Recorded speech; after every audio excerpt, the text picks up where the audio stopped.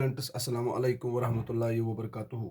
बेटा, आज का जो हमारा टॉपिक है that is what are chemical reactions. But chemical reactions किस लिए आपकी सिलेबस में ये बेटा नहीं है, बट लास्ट वीडियो में हमने केमिकल रिएक्शंस की बात की है। अब कुछ स्टूडेंट्स ने मैसेज किए हैं कि हमें बेटा इस टॉपिक को अंडरस्टैंड करना है, तो दैट इज़ वाई कि बेटा मैंने आज का जो टॉपिक लिया है वो दैट इज़ केमिकल रिएक्शंस। अब बेटा हम केमिकल रिएक्शंस को किस तरीके से डिफाइन करेंगे। But before going to chemical reaction को पढ़ने से पहले first of all you have to know about the physical change and chemical change. अब बेटा केमिकल रिएक्शन को डिस्कस करने से पहले you have to know about the physical change and chemical change. ये ऑलरेडी आपको बेटा पता होगा। फिजिकल चेंज हम किसको कहेंगे, केमिकल चेंज हम किस तरीके से डिफाइन करेंगे। अब जब हम बेटा फिजिकल चेंजेस की बात कर रहे हैं, हमारे इर्द गिर्द बहुत सारे चेंजेस हो रहे हैं। Some changes which we called as physical change and some changes which we called as a chemical change. Physical change में हम क्या करते हैं बेटा कि फिजिकल चेंज हम उन चेंजेस को कहते हैं जिनमें only A substance change it is physical properties. Physical properties include structure, it is shape, size, colour. इस तरीके से ये जो फिजिकल प्रॉपर्टीज है, जब भी एक सबस्टेंस अपनी फिजिकल प्रॉपर्टीज चेंज करेगा we can call it as a physical change. जैसे हम देखते हैं for example if we cut the paper, अगर आप एक पेपर को कट करोगे, पेपर का साइज चेंज हो गया, पेपर की शेप चेंज हो गई, तो that is why we can call it as a physical change. अब बेटा जब हम किसी ऑब्जेक्ट को, जब एक ऑब्जेक्ट या जब एक चेंज जहां पे एक सबस्टेंस अपनी केमिकल प्रॉपर्टीज को चेंज करेगा, इट इज कंपोजिशन, जब उसकी कंपोजिशन चेंज होगी, जब भी एक ऑब्जेक्ट की कंपोजिशन, इसका केमिकल प्रॉपर्टीज, इसकी केमिकल स्ट्रक्चर चेंज हो जाएगा, we can call it as a chemical change.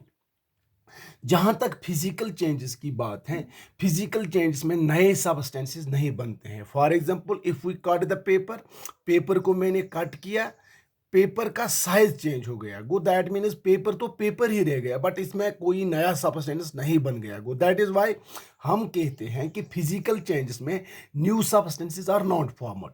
But chemical change में अगर आप इसी पेपर को बर्न करोगे, जब हम पेपर को बर्न करते हैं वी विल गेट ऐश, हमें ऐश मिलेगा। वो दैट मीन्स यहाँ पे केमिकल चेंज में एक सबस्टेंस अपनी कंपोजिशन चेंज करता है, अपनी केमिकल प्रॉपर्टीज चेंज करता है, और केमिकल चेंजेस में नए सबस्टेंसेस बनते हैं। अब बेटा आपको याद रखना है, अब आपको समझ आ गया कि physical change and chemical change. Simply आप कहोगे physical change are those change in which a substance change it is physical properties. Physical properties include shape, size, colour, texture. इस तरीके से फिजिकल चेंजेस में नए सबस्टेंसेस नहीं बनते हैं। केमिकल चेंजेस में एक सबस्टेंस अपनी केमिकल प्रॉपर्टीज को चेंज करता है, एक न्यू सबस्टेंस बनता है नई प्रॉपर्टीज के साथ। अब बेटा आप कहोगे जहां पे भी केमिकल चेंज होती है, where there is a chemical change, जहां पे भी केमिकल चेंज होती है there is actually a chemical reaction. अब बेटा हम अपने टॉपिक पे पहुंच गए। Go, we can say that where there is a chemical change, there is actually a chemical reaction because chemical changes are actually chemical reactions. अब बेटा chemical reaction को हम कैसे डिफाइन करेंगे?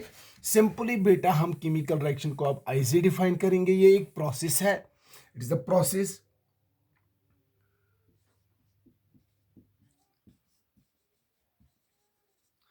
in which a substance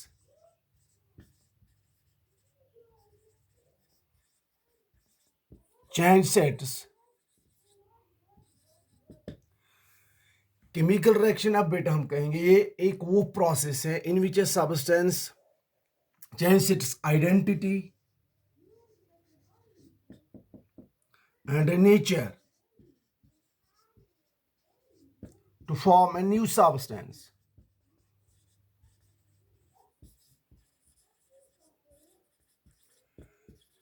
with new properties। अब बेटा यहाँ पे हम बेटा इसको भी हम अब बेटा आपको मैंने कहा कि chemical reactions are actually the chemical changes. वो केमिकल चेंजेस में क्या होती है, ये वो प्रोसेस होती है, ये वो चेंजेस होती हैं जहाँ पे एक सब्सटेंस अपनी आइडेंटिटी अपना नेचर चेंज करेगा, एक नया सब्सटेंस बनेगा नई प्रॉपर्टीज के साथ। फॉर एग्जाम्पल अगर हम बेटा यहाँ पे देखेंगे, we will take a simple example.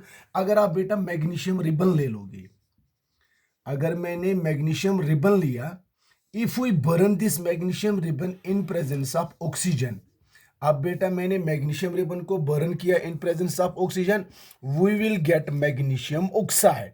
अब बेटा यहाँ पे आपने क्या देखा, मैंने ऑलरेडी आपको अभी बताया है कि जब भी एक सब्सटेंस अपनी आइडेंटिटी अपना नेचर, अब बेटा मैग्नीशियम ने अपनी आइडेंटिटी अपना नेचर चेंज किया, एक नया सब्सटेंस यहाँ पे बन गया नई प्रॉपर्टीज के साथ। ऐसी प्रोसेसेस को हम बेटा केमिकल रिएक्शंस कहते हैं। अब बेटा बहुत सारे, जैसे मैंने अभी आपको बताया, अगर मैंने पेपर को बर्न किया वी विल गेट ऐश, वो भी एक नया सब्सटेंस बन गया, और पेपर ने अपनी आइडेंटिटी अपना नेचर चेंज किया, नया सब्सटेंस बन गया नई प्रॉपर्टीज के साथ। ऐसी प्रोसेसेस को हम बेटा केमिकल रिएक्शंस कहते हैं। अब बेटा केमिकल रिएक्शंस सिंपली अब आपको अंडरस्टैंड हो गया कि केमिकल रिएक्शंस को हम किस तरीके से डिफाइन कर पाते हैं। अब बेटे जब आप किसी भी केमिकल रिएक्शन को, फॉर एग्जांपल आपको पता है कि केमिकल रिएक्शन को अब जब हम रिप्रेजेंट करते हैं in symbolic form, in short form, जब भी आप किसी केमिकल, अब इस तरीके से यहाँ पे मैंने मैग्नीशियम को रिप्रेजेंट किया Mg, क्योंकि इसका सिंबल है ऑक्सीजन का, that is O2 oxygen gas, we will get magnesium oxide. तो दैट मीन्स यहाँ पे आपको पता चल गया when we represent any chemical reaction, जब आप भी अब किसी भी केमिकल रिएक्शन को जब आप रिप्रेजेंट करोगे सिंबल्स में, शॉर्ट फॉर्म में, उसको हम बेटा केमिकल इक्वेशन कहते हैं। अब इसका मतलब है कि केमिकल इक्वेशन जैसे यहाँ पे मैंने आपको बताया, यहाँ पे जब किसी भी रिएक्शन को, केमिकल प्रोसेस को, केमिकल रिएक्शन को रिप्रेजेंट करोगे सिंबल्स में, शॉर्ट फॉर्म में, इस तरीके से जहाँ पे मैंने लिखा magnesium reacts with oxygen we will get magnesium oxide, एक केमिकल इक्वेशन बन गई। तो इस तरीके से हमने बेटा, ये आपके सिलेबस में नहीं था। अब बेटा यहाँ पे इतना ही, क्योंकि कुछ स्टूडेंट्स ने मैसेज की थी कि ये टॉपिक, क्योंकि मैंने लास्ट वीडियो में केमिकल रिएक्शंस की बात की, इसीलिए मैंने बेटा आपका ये टॉपिक लिया। ये आपके सिलेबस में नहीं है, बट ये आपको पता होना चाहिए कि केमिकल रिएक्शंस को किस तरीके से हम, किस तरीके से हम बेटा इसको डिफाइन करेंगे। अब आप सिंपली याद रखोगे कि जब भी एक प्रोसेस, ये वो प्रोसेस होते हैं जिसमें एक सब्सटेंस अपनी आइडेंटिटी अपना नेचर चेंज करेगा to form a new substance with new properties. अब जैसे यहाँ पे मैंने बताया, अगर मैग्नीशियम रिबन को आप बर्न करोगे we will get an white coloured substance that is called magnesium oxide. ऐसी चेंजेस जिनको हम केमिकल चेंजेस भी कहते हैं, इनको हम केमिकल रिएक्शंस भी कहते हैं। अब जब केमिकल रिएक्शन को सिंबॉलिक फॉर्म में रिप्रेजेंट करोगे, इनको हम केमिकल इक्वेशंस कहते हैं। इसीलिए लास्ट वीडियो में हमने कहा कि केमिकल इक्वेशन में, केमिकल रिएक्शंस में दो साइड्स होते हैं, एक होता है रिएक्टेंट साइड और इसको हम कहते हैं बेटा प्रोडक्ट साइड। अब यहाँ पे आपको याद रखना है, रिएक्टेंट साइड किसको कहते हैं, जिसकी चेंज हो जाती है, जिसकी आइडेंटिटी एंड नेचर चेंज हो जाता है, जब नया सब्सटेंस बनेगा नई प्रॉपर्टीज के साथ, उस साइड को हम बेटा प्रोडक्ट साइड कहते हैं।